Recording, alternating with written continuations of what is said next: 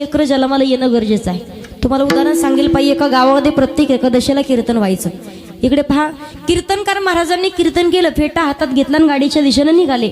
महाराजांना दुसरं कीर्तन जरा लांब होतं, पण त्याच गावातले गावाचे पाटील बुवा असे आडवे उभे राहिले.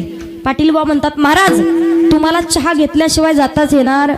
महाराज म्हटले, पाटील बुवा दुसरं कीर्तन जरा लांब आहे, दुसऱ्या वेळी आलो तरी चहा घेईल, एवढी वेळेला मला जाऊ द्या. पाटील बुवा म्हणतात, महाराज चहा घेतल्याशिवाय अजिबात जाता येणार नाही. आणि पाटील बुवा कमी नव्हते, 2.5-3 क्विंटलच्या पुढे होते. इथं माणूस नाही पाहत असं दाखवायला, हाय पण आपलं बरं आहे. 2.5-3 क्विंटलच्या पुढं तेवढ्यात भानगड. महाराज म्हटले, कुठं नादेला लागतात, चला चहा घ्यायला गेले. सोफा सेटवर बसले. महाराज ज्या सोफा सेटवर बसले त्याच पाटील बुवाचं लहान कार्ट. त्याला कुणीकडून समजलं की आपल्या घरी महाराज गेले. 120च्या स्पीडनं असं पळत आलं हनुमान दादा, असं पळत आलं की दणकन सोफा सेटवर बसलं. ते जसं दणकन बसले तसे महाराज टुनकूनवर उडाले. 2 मिनिट छताला लटकलेले होते. खाली आल्यावर स्वतःला चेक करून बघतात की मी जिवंत आहे का. बरं बसलं तर गप तर बसाव ना. जवळच महाराजांचं नारळ पॉकेट दक्षिणा एका पिशवीमध्ये ठेवलेलं होतं. त्यांना हळूहळू त्या पिशवीत हात घालायला चालू केलं. याचं जसं जसं हात पुढे जाईल तसा तसा महाराजांचा बीपी स्लो व्हायला लागला. महाराज मनात म्हणतात, नारळ घे नका, पण यानं जर पॉकेट खिशात घातलं तर जायची पंचायत व्हायची. तेवढ्यात महाराजांनी त्याला चिमटा घेतला. त्यानं क्विक केलं आणि बाजूला जाऊन बसलं. पण नुसतं बसलं नव्हतं, मोठे मोठे डोळे करून महाराजांकडे पाहायचं. महाराजांच्या मोठ्या मोठ्या मिशा होत्या. लिंबू फेकलं तर मिशीवर बसेल अशा मिशा होत्या.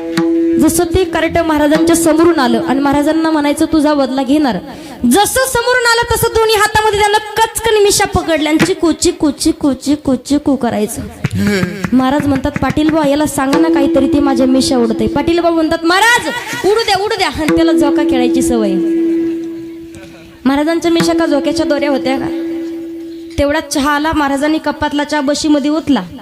बशीत तोंडाला लावली. तेवढ्यात तेच काढत त्यानं बशीच्या दुसऱ्या बाजूला येऊन तोंड लावलं. एकदा सूर करायचं, एकदा फूर करायचं, एकदा सूर करायचं, एकदा फूर करायचं. आणि विशेष म्हणजे कडक थंडीचे दिवस होते आणि त्या कार्ट्याला सर्दी झालेली होती. नुसती सर्दी नाही, पिकलेली सर्दी, कळती का. कुणीकडून त्या कार्ट्याच्या नाकात चहाची वाफ गेली. आची अवघा रंग एक झाला. कशी बशी महाराजांनी सुटका करून घेतली. जाता जाता महाराज म्हणतात, पाटील बा एवढं सोन्यासारखं लेकरू कुणाचं. मनात म्हणतात हे लोखंडापेक्षा बाद आहे, पण मोठ्याच्या लेकराला बोलता येईना. सोन्यासारखं म्हटलं की पाटील बुवाच्या तटात 2-3 गुंड्या तुटल्या, छातीच फुगली. महाराज तुमच्या आशीर्वादाने आपलंच. महाराज म्हणले, बरे आमच्या आशीर्वाद आमच्याच मुळावर आले. असे सोन्याचे तुकडे किती, फक्त 2. म्हणे बरं झालं 2च आहेत. 10 असते तर अख्खं गाव पागल केलं असतं त्यांनी. महाराज एका सोन्याच्या तुकड्यानं पाटील बुवा इथं दर्शन दिले. दुसरा सोन्याचा तुकडा कुठे आहे. महाराज पाटील बुवा म्हणतात, महाराज एक सोन्याचा तुकडा तुमच्या जवळ खोड्या करतोय आणि दुसरा सोन्याचा तुकडा बाहेर तुमच्या बोटात पाणी टाकतोय. म्हणे विठाल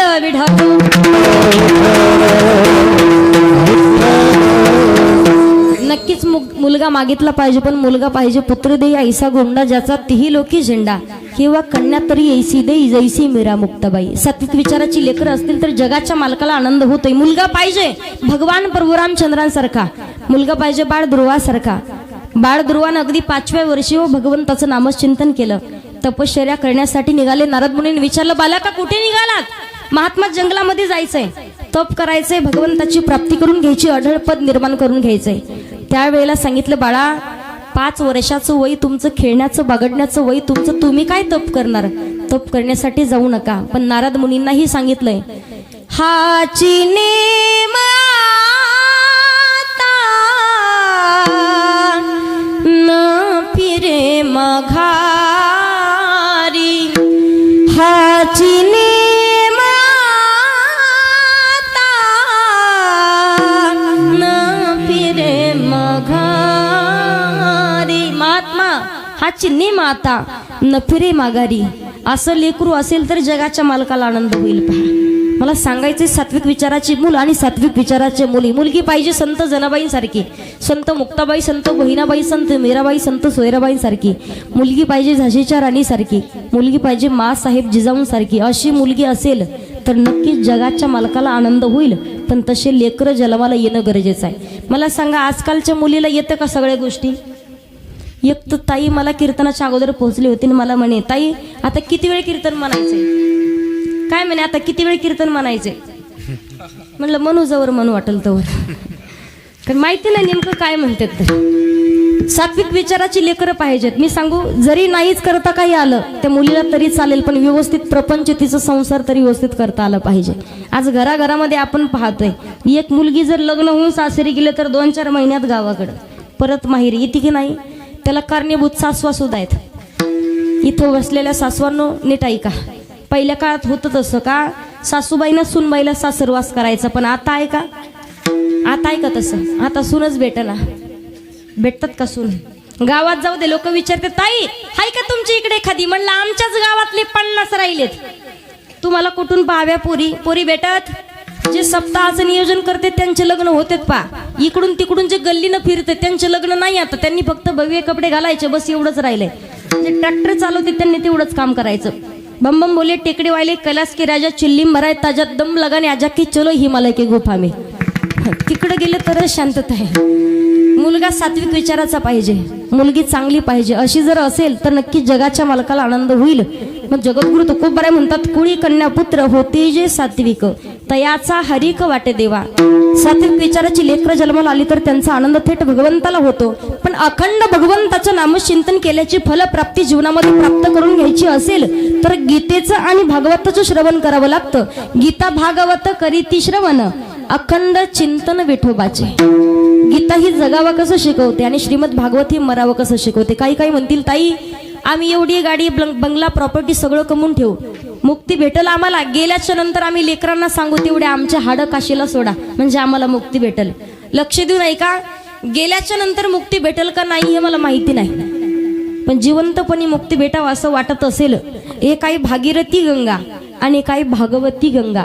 भागीरथी गंगामध्ये स्नान केल्याच्या नंतर आपल्या तनाला पवित्र करेल, पण मनाला पवित्र करण्यासाठी भागवती गंगामध्ये येऊन स्नान करावं लागतं. पहा, म्हणून गीता ही जगावं कसं शिकवते, श्रीमद भागवत ही मरावं कसं शिकवते. मग नामचिंतन जीवनामध्ये करायचे. का करायचे? भगवान परमात्मा प्रत्येक इच्छा पूर्ण करतो. अभिमान नुरे कोड अवघेची पुरे, पण त्या अगोदर देवाचा स्वभाव घेशी तेव्हा देशी ऐसा असशी उदार. तुम्हाला उदाहरण माहिती आहे पहा, द्रौपदी मातेला जेव्हा संकट आलं, भगवान परमात्मानं त्या संकटाचं निवारणही केलंय, पण त्या अगोदर चिंदी बांधली ते द्रौपदी हरीच्या बोटाला. आणि त्या अगोदर सांगते अखंड कंठामध्ये नामचिंतन होतं. हरे राम हरे कृष्ण हरे राम हरे कृष्ण. अखंड कंठामध्ये नामचिंतन होतं. आणि याही पुढे जाऊन सांगते पहा, तुम्हाला उदाहरण माहिती आहे, देवाना दिलंय सोन्याची नगरी दिली.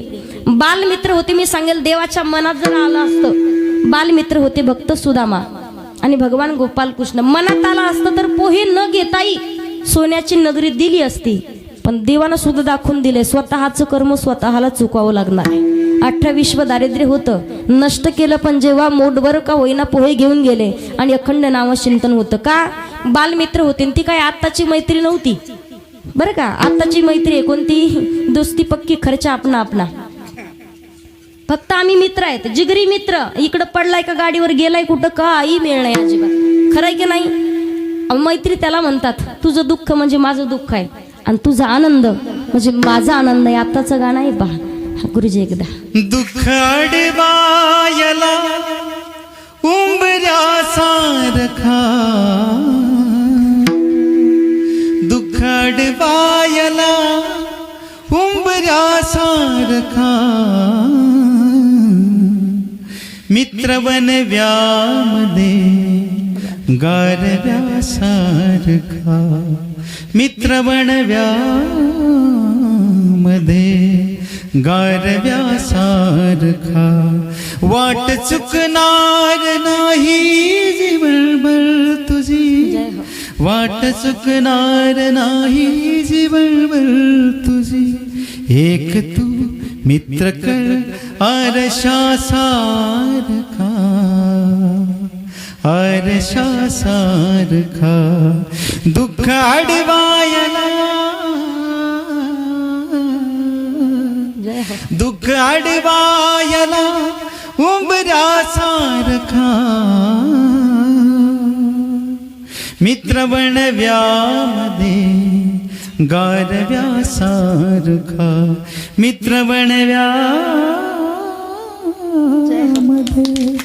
गारव्यासारखा आत्महत्याच करणार नाही कुणी आत्महत्याच करणार नाही आत्महत्याच करणार नाही कुणी आत्महत्याच करणार नाही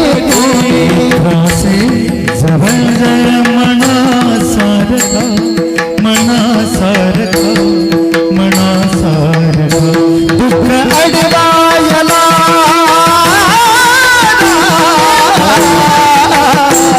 अडवायला उंबऱ्यासारखा अडवायला उंबऱ्यासारखा मित्र बनव्यामध्ये गारव्यासारखा मित्र बनव्यामध्ये गारव्यासारखा मित्र बनव्यामध्ये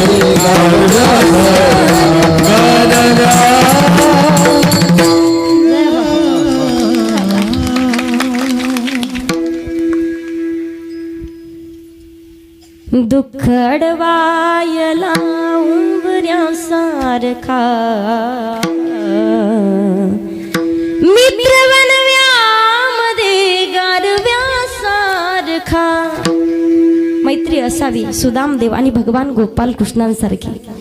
सोन्याची नगरी दिली आहे पण अगोदर मुठभर पोहे घेतलेत म्हणून आज संत महात्मा मंडळी म्हणतात सुदामा ब्राह्मण दुःखी दारिद्र्य पिढीला सुदामा ब्राह्मण दुःखी दारिद्र्य पिढीला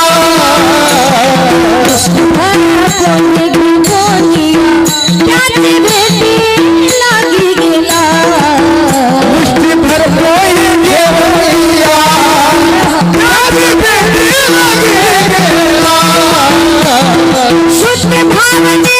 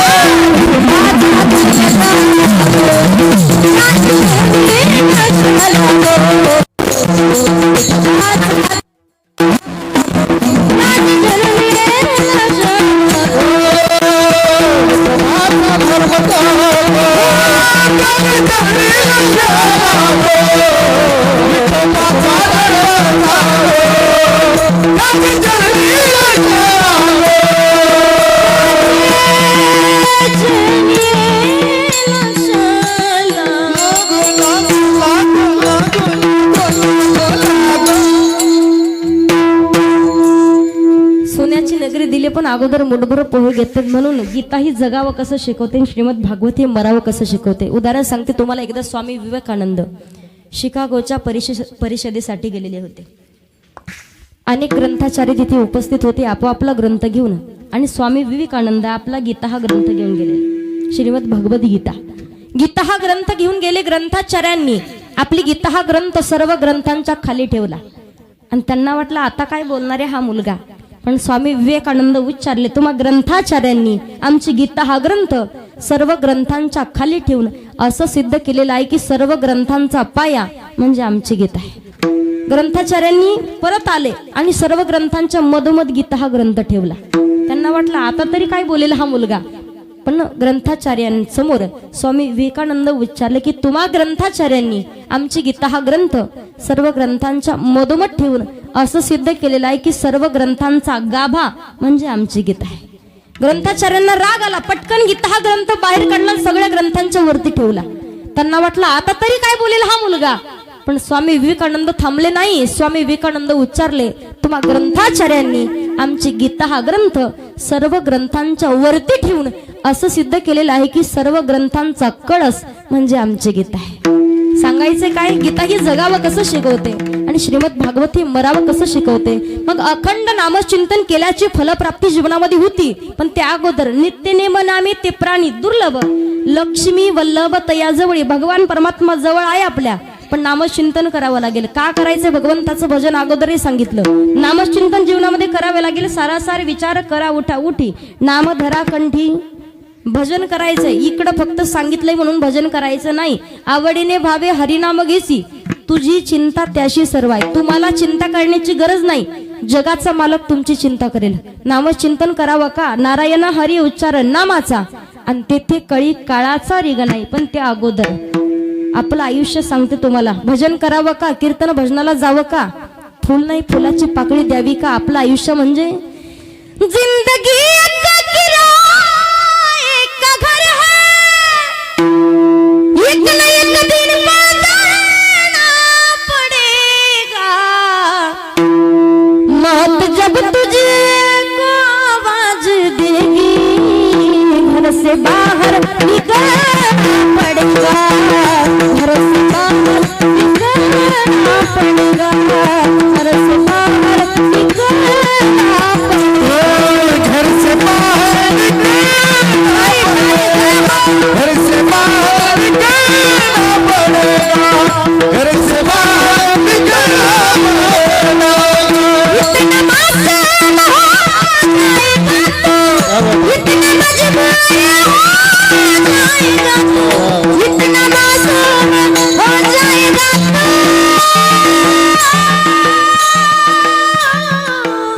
इतना मजबूर हो जाएगा तू, इतना मासूम हो जाएगा तू, इतना मजबूर हो जाएगा तू.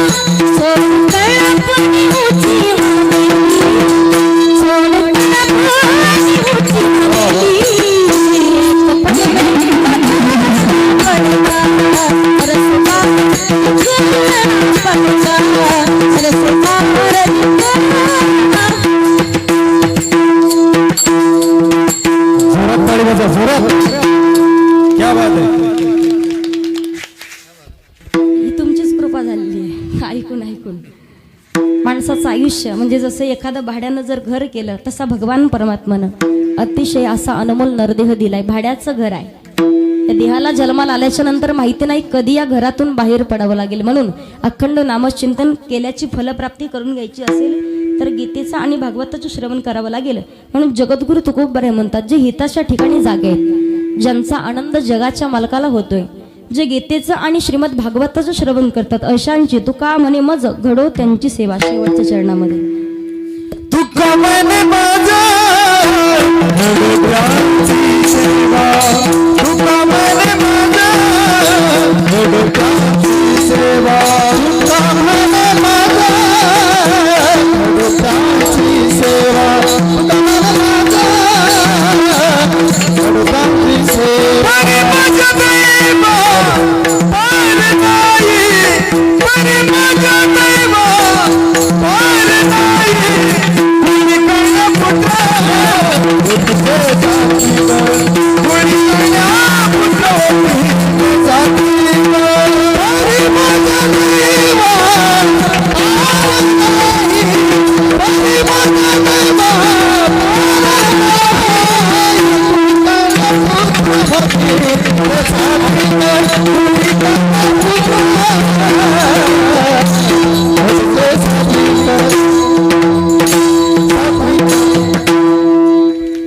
तुका म्हणे मज घडो त्यांची सेवा. कोणाची? जे हिताच्या ठिकाणी जागे. हिताच्या ठिकाणी जागे होते कोण?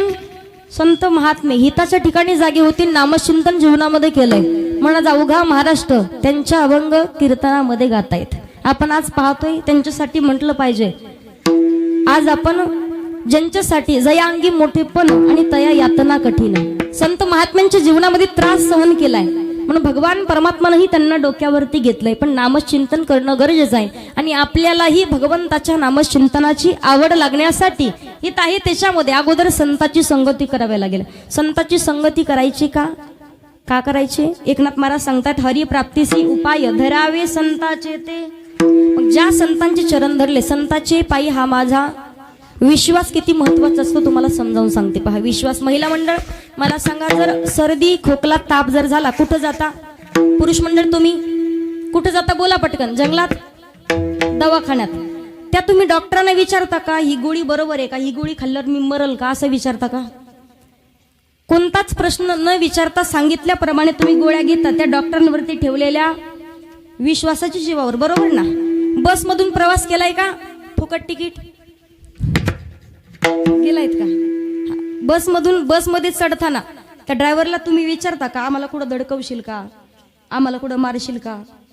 कोणताच प्रश्न न विचारता तुम्ही बसमध्ये जाऊन बसता ड्रायव्हरवरती ठेवलेल्या विश्वासाच्या जीवावर. विश्वास सांगते पहा. बैल कळतात तुम्हाला? बैल आहेत का? नवीन खिलार बैलाची जोड घेतली. 22-23 वर्षाचा मुलगा होता. खिलार बैलाची जोड घेतली, बैलाला शिकवायचं म्हणून शेतात घेऊन गेला. दिवसभर बैलाला शिकवलं. 5:30-6 वाजले. त्यानं बैल गाडीला जुंपले आणि असं घराच्या दिशेने निघाला. पण बैल नवीन होते म्हणून बैल उधळायला लागले पहा. असं म्हणतात बाहेरचं कुणी पाहुणे आल्याच्या नंतर लहान लेकरं येड्यावणे करतात की नाही? पाहुणे देखत हटकून म्हणा आई दिना 10 रुपये पाहुण्याच्या समोर. खरंय की नाही? त्याच्या पुढे सांगते पहा.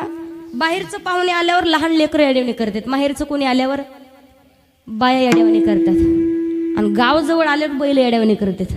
बैल उधळायला लागले. नवीन होती म्हणून बैल उधळता उधळता उधळता बैलांच्या नाकातली व्यसन तुटली आणि बैलांवरचा ताबा सुटला. त्यानं ओरडायला चालू केलं, दादा बाजूला सरका, बैलांच्या नाकातली व्यसन तुटली, बैलांवरचा ताबा सुटलाय, गाडी तुमच्या पायावरून जाईल, तुम्हाला दुखापत होईल, बाजूला सरका. रस्त्यावर लहान लेकरं मुलं बाळ कोणी असतील त्याला मदत करायची, बाजूला व्हायची. पण भानगड अशी झाली, जशी गाडी गावाच्या जवळ आली, गावाच्या 1 नंबरला घर होतं शांताबाईचं.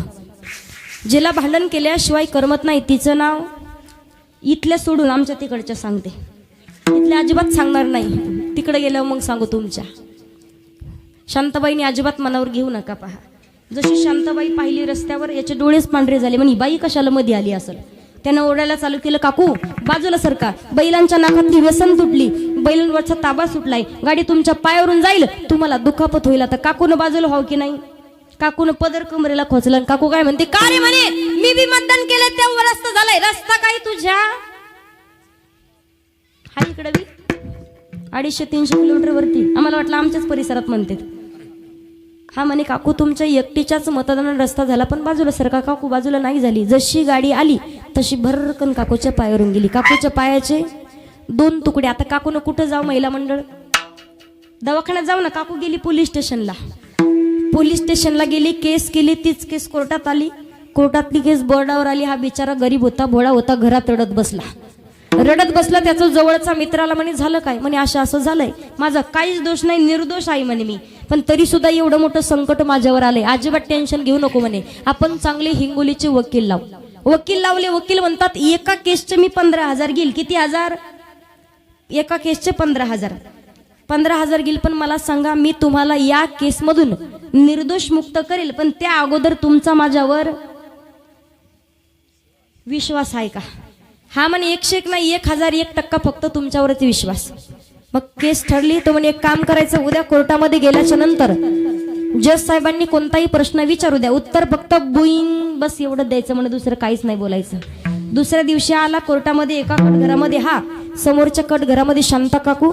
जज साहेबांनी पहिला प्रश्न विचारला, बाबा तुझं नाव काय? हा म्हणे बुईंग. तू राहतो कुठे? बुईंग. तुझं तालुका? बुईंग. तुझा जिल्हा? बुईंग. आमच्या महाराजांसाठी जोरात ठेवायचा एकदा. परत विचारलं ही बाई कोण? मग तर जोरात बुईंग केलं. मला नाही माहिती. शांता काकूची तळपायाची आगच मस्तकाला गेली. काकू काय म्हणते? जज साहेब मुडदाच बुईंगच करतोय. काय म्हणते काकू? जज साहेब मुडदाच बुईंगच करतोय. काल तर लय वाटत होता काकू बाजूला सरका, बैलांच्या नाकातली व्यसन तुटली, बैलांवरचा ताबा सुटलाय, गाडी तुमच्या पायावरून जाईल, तुम्हाला दुखापत होईल, असं कोण सांगतंय? कोण? शांता काकू. रेंज मध्ये राहा ना थोडस. जज साहेबाच्या लक्षात आलं दोषी बाई म्हणे बाबा नाही. बाबाला दिलं सोडून. जसा उड्या मारत घरी आला, बायकोला सांगितलं कुरडई पापड भजे कर. भज्याचा एक घास तोडून तोंडात घालणार, तेवढ्यात वकील साहेब हजर. वकील साहेब म्हणतात लाज वाटते का तुला? केस मधून मी तुला निर्दोष मुक्त केलं, खुशाल भजे खात बसला म्हणे माझ्या पैशाचं काय? तो म्हणे बुईंग. कीर्तन संपल्यावर गुरुजी फक्त मला बुईंग करू नका. विठाला विठा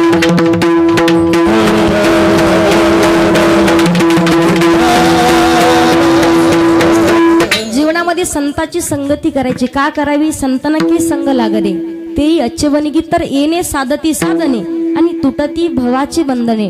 संताची संगती करावी. संता विना प्राप्ती नाही, ऐसे वेद देती नाही. संतांची जर संगती केली तर भगवंताच्या नामचिंतनाची गोडी लागते. पहा, मला सांगा, कोणतंही क्षेत्र असलं, तुम्हाला पंढरपूरला जायचंय, पंढरपूरला जायचंय, मग ज्यांनी पंढरपूर पाहिलं त्यांच्यासोबत जावं की ज्यांनी कधीच नाही पाहिलं त्यांच्यासोबत जावं? बोला पटकन. जायचं नाही पण पंढरपूरला?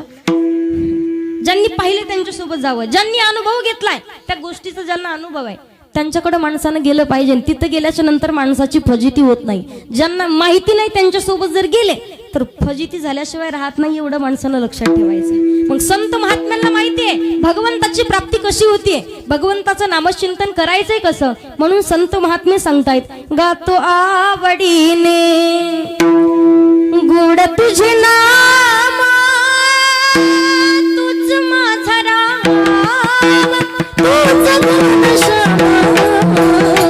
गातो आवडीने, गातो आवडीने, गातो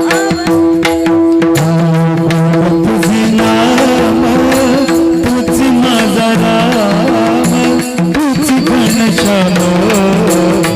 गातो आवडीने, गातो आवडीने. तुझ माझी आई, तुझ मुक्ती नाम घेता, काळे तुझी पाप, तुझ सखा कृष्ण,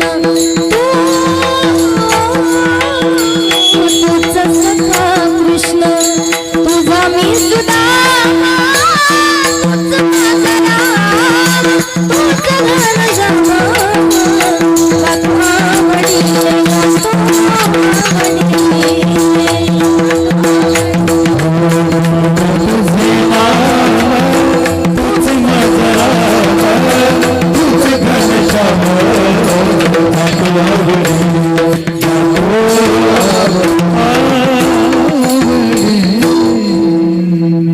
गातो आवडीने, गातो आवडीने गोड तुझे नाम,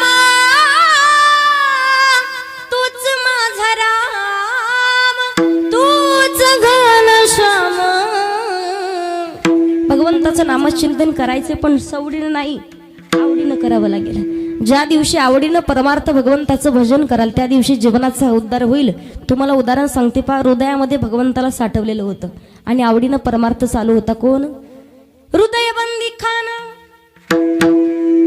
कुणी कुणी केला? पण संत जनाबाई, बरोबर. संत जनाबाई सांगू, ज्या रावळामध्ये जगाच्या मालकानं सुद्धा ज्यांच्यासाठी बाईचं रूप धारण केलं, जगाचा मालक इकडे दळणदौ लागण्यासाठी येत होता. संत जनाबाई म्हणायच्या, सुंदर माझे जाते ग फिरते बहुतेक, ओव्या गाऊ कौतुक होत ये रे बा विठ्ठला. म्हटलं की जगाचा मालक जात्यावर दळणदौ लागण्यासाठी यायचा, पण त्या रावळामध्ये, त्या पंढरपुरामध्ये काही वारकरी काकडत काकडत काकडा करायचे, म्हणायचे, उठा पांडुरंगा प्रभात समय पातला, वैष्णवांचा मेळा गरुडा पायी दाटला, वळवंटापासून महाद्वारापर्यंत सुरवरांची दाटी उभे जोडून हात, शुक सरकाधिक नारद तुंबर भक्तांच्या कोटी, कवाडा आडून पाहताची जगजेटी, वळवंटापासून महाद्वारापर्यंत सुरवरांची दाटी उभे जोडून हात. रवळ्यामध्ये काकडा करायची, कवाडा आडून पाहता ती जगजटी, असं म्हटलं. जगाच्या मालकाला जर आतमध्ये पाहिलं तर भगवान परमात्मा आतमध्ये नाही. कुठे शोधाशोध चालू झाली. मग आले संत जनाबाईंच्या झोपडीमध्ये, सांगितलं, देवा नको ना येत जाऊ इकडे, आम्ही तुमच्यासाठी काकडा करतो, तुम्ही नसाल तर आम्ही काकडा करायचा कोणासाठी? भगवंत म्हटले नाही येणार. पण दुसऱ्या दिवशी परत संत जनाबाईंनी चालू केलं, ये रे बा विठ्ठला. म्हटलं की परत यावं दळण दळण्यासाठी. असं करत करत सांगितलं, आता देवाला सांगून उपयोग नाही, आता जनीला सांगू, जनी नको ना ग देवाला बोलवत जाऊ.